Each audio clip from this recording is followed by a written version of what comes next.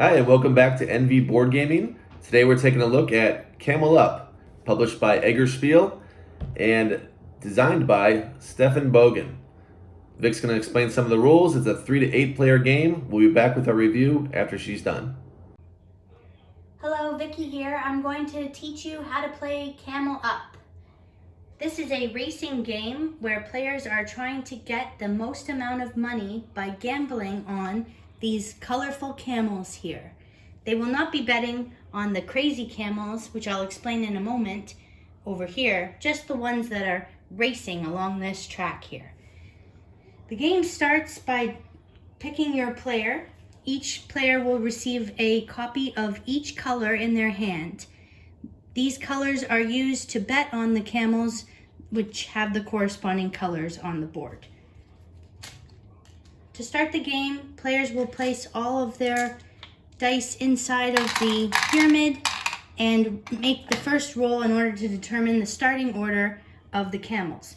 We've set up here for a 3-player game, so I've already taken care of that for now. But if you were to start, you would roll the dice to determine where each camel starts. Players will have a number of actions available to them on their turn. They can take one action per turn. The actions include taking $1 to move the camels along the track. So you shake up your pyramid and push the button here and let out 1 dice and place it on one of the 5 dice spots. You'll notice that there's actually more dice than there are spots because not all camels will actually move. So in this case, the blue camel is going to move and it's just going to jump on top of the green camel. Now what's interesting about this stack we see here is when this green camel moves, if it does move, it will actually take the yellow and the blue camel with it. So it's not just going to move on its own. That's part of the interesting aspect of this game and the racing nature. So that's one action, is to move the camels along. Alternately, you can go ahead and grab the first of the betting tiles here for the leg of the race.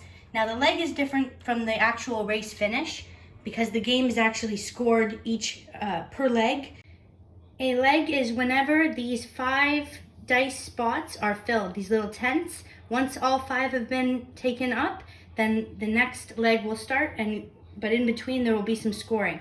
And the scoring is going to be based on what tiles you've taken here according to the gambling on the particular color. So if you thought that the purple camel was going to win that leg, you would want to be the first person to take this tile and place it in front of you, because you'll notice that the value actually descends. It goes to 3, 2, and then 2 at the bottom there. And that just means you're going to get 3 coins if the camel is first place in that leg. You'll get 1 coin if it's second place, and you'll actually lose a coin if you're too hasty and you take a bet too quickly before you actually get the results. So you have a few options there. That's a second option of an action.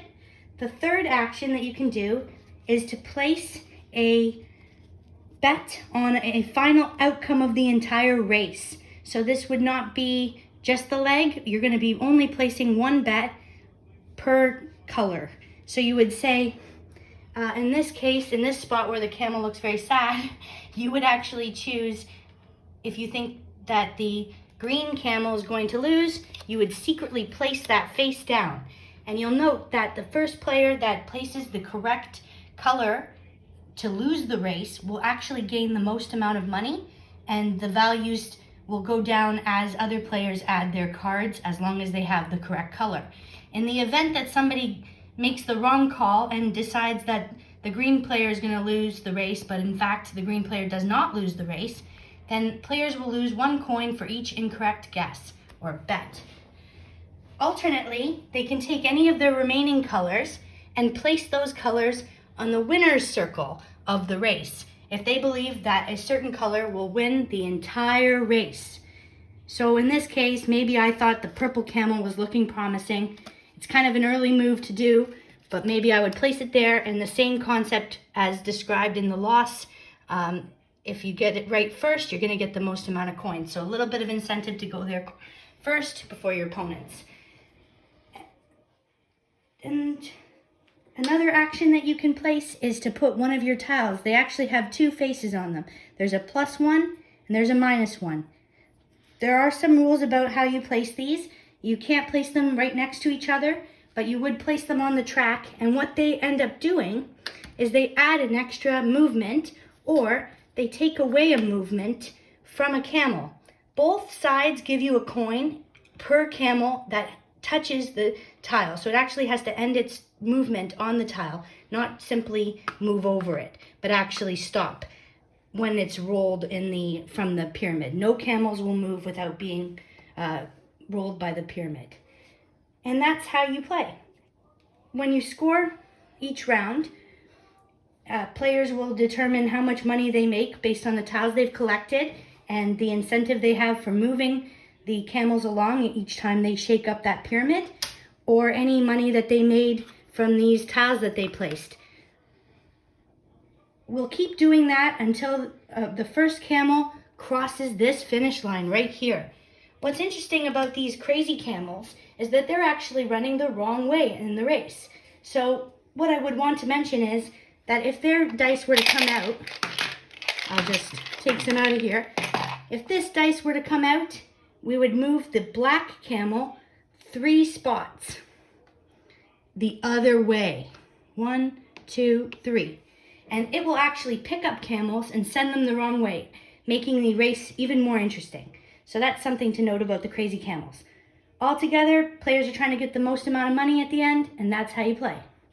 All right, we're back with our reviews of Camel Up. We have the second edition here, but we have played the first edition as well. My score for this game is an 8.7. This is my favorite racing game I've ever played. Mm-hmm. Yes, I've played Jamaica. Yes, I've played Downforce. Yes, I've played Oracle Delphi. I haven't played Ave Caesar. I haven't played Flamand Rouge, so maybe those would surpass it, but that'd be difficult to beat an 8.7 for a family game especially. My favorite racing game, possibly my favorite family game of all time. We played this first at, what is that place called? Snakes and Latte. In Toronto, and we had a great time with a couple of our friends.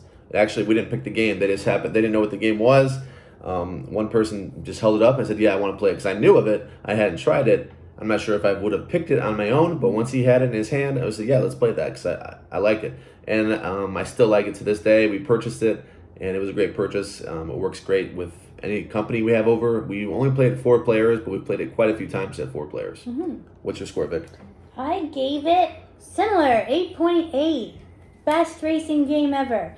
Love the simplicity, love the pop-up palm tree. It's so fun, looks good, and you're not committed to one camel.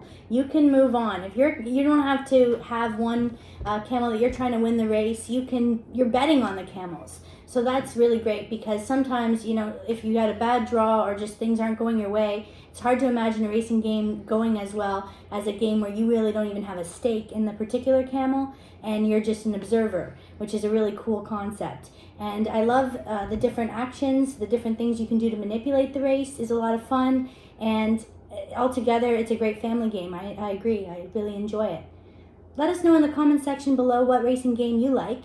And don't forget to like this video and subscribe if you haven't already. Thank you for joining us.